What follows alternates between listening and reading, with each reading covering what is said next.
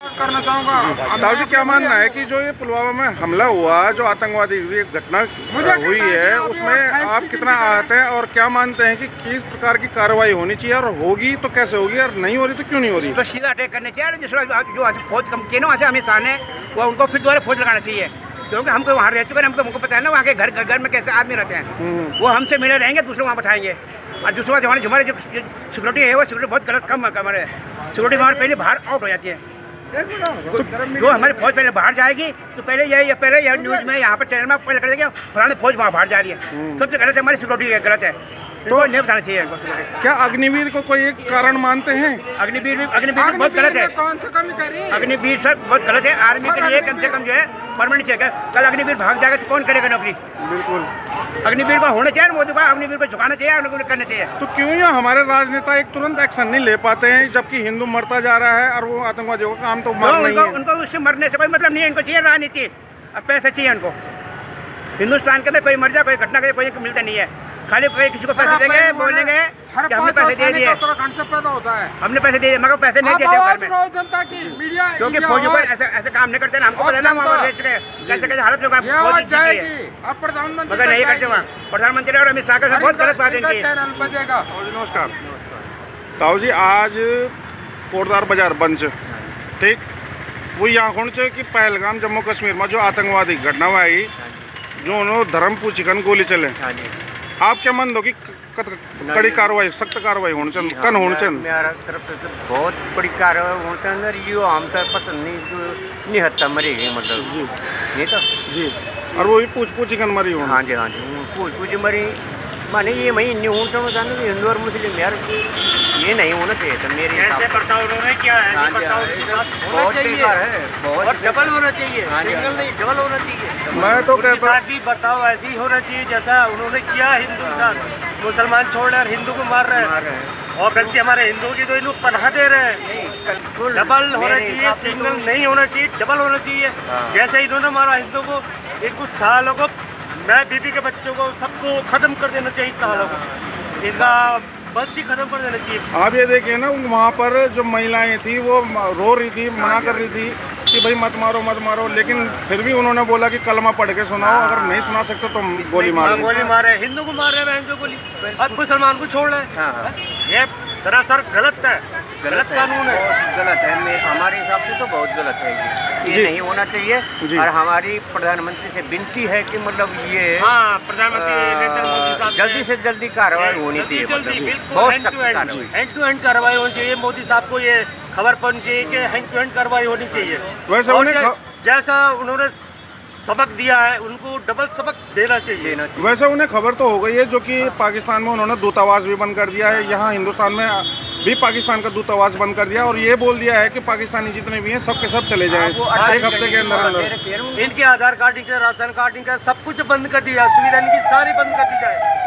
ना इनको ration card देना चाहिए, क्या इनको राशन भी नहीं देना चाहिए। आपका मानना क्या है कि आतंकवाद जो है वो कोई, उसका कोई धर्म होता है? आतंकवाद का कोई धर्म नहीं है, लेकिन मोमडन है, मोमडन आतंकवादी है, हिंदू नहीं है, जो कि रोज देखने को ही मिल जाता है अखबारों में, समाचारों में। बिल्कुल इनके जो मदरसा पढ़ा जाता है तो ये हिंदू के खिलाफ हिंदू को काफिर बोलते हैं, जबकि ये उल्टे खुद काफिर है, एक नंबर के शैतान है, हिंदू से बिल्कुल पलट के हैं ये, और जो हिंदू काम करता है ना उससे पलट के काम करते हैं। चलिए, ये थे हमारे साथ में झंडा चौक में एक भाई जो कि यहाँ पर बूट पॉलिश का काम करते हैं, तो देखिए कि इस प्रकार का उनका सोचना है, मानना है, बहुत सही है, और इस पर कार्रवाई होनी चाहिए। हम भी प्रधानमंत्री और गृह मंत्री और रक्षा मंत्री जी से भी हम आग्रह करेंगे कि इस पर सख्त से सख्त एक कार्रवाई की जाए, जिससे कि इन्हें सबक मिले और आगे पे ऐसा कोई कार्य ना कर पाए, करने की हिम्मत ही ना हो इनके अंदर। इन्हें जो बोला वो बोला तो सच ही है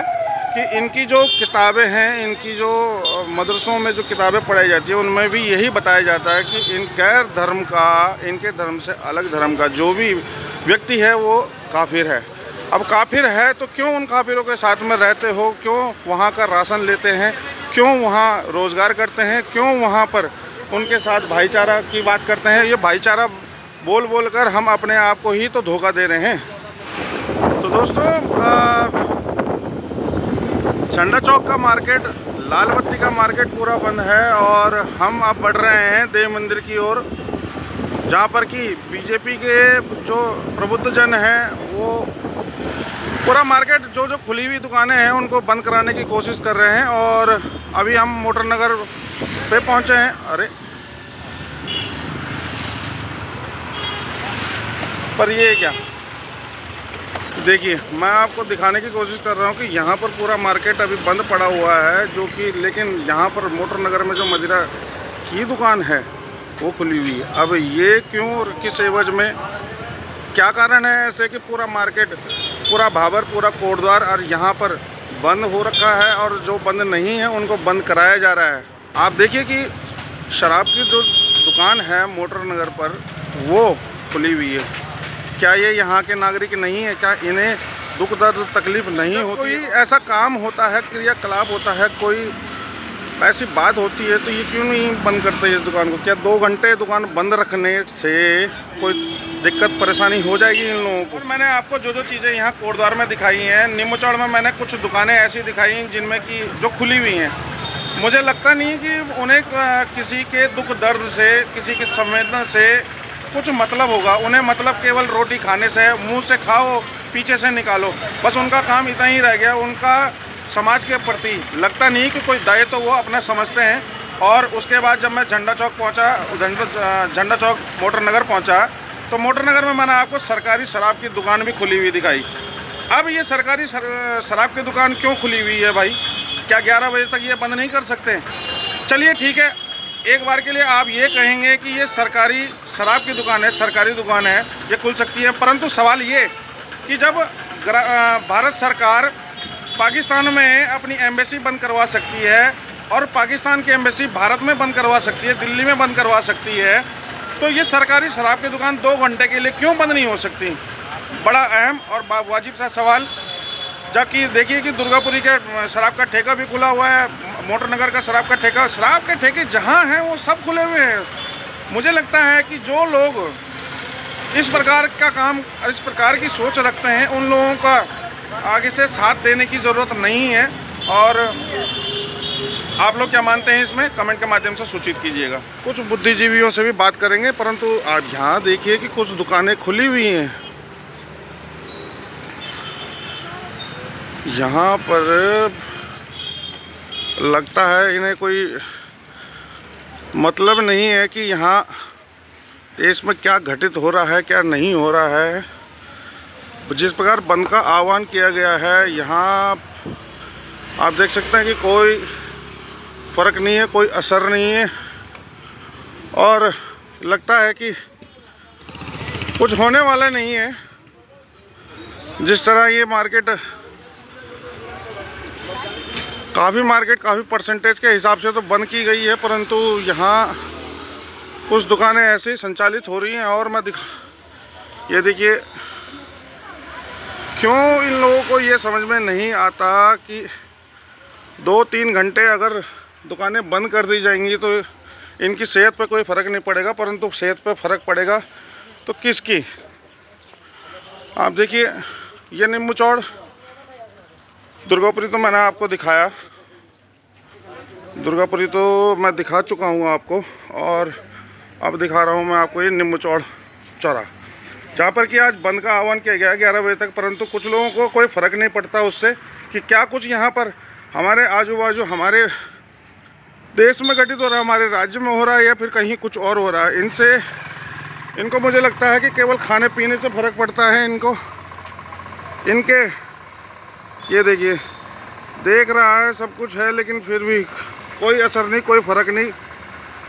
कोई जिए मरे, किसी से कोई फ़र्क नहीं पड़ता किसी को। इनको अपनी रोटी चबाने से मतलब है और किसी चीज़ से मतलब नहीं है। कोटद्वार 11 बजे 10 बजे के बाद ही कोई मार्केट खुलनी शुरू होती है वहाँ पर। तो ये बंद का जो आह्वान है, कम से कम अगर आधे दिन का या पूरे दिन का होता तो एक बात होती कि हाँ, आप रोष प्रकट कर रहे हैं, आपको दुख है या तकलीफ़ है किसी बात की।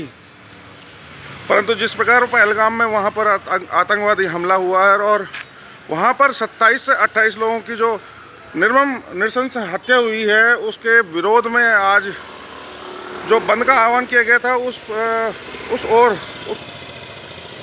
हम अभी आपको दुर्गापुरी मार्केट दिखा रहे हैं और धीरे धीरे चलेंगे कोटद्वार की ओर, जो कि यहाँ से 5 से 6 किलोमीटर की दूरी पर है, और दिखाने की कोशिश करेंगे कि किस प्रकार का आज रहने वाला है यहाँ।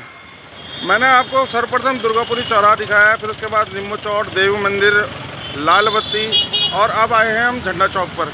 झंडा चौक पर ये है झंडा चौक, और यहाँ पर जो मार्केट है पूरी तरह से क्लोज़ है, पूरी तरह से अभी क्लोज़ है, क्योंकि यहाँ पर यह मार्केट वैसे भी 10 बजे के बाद ही ओपन होती है, रन होती है। और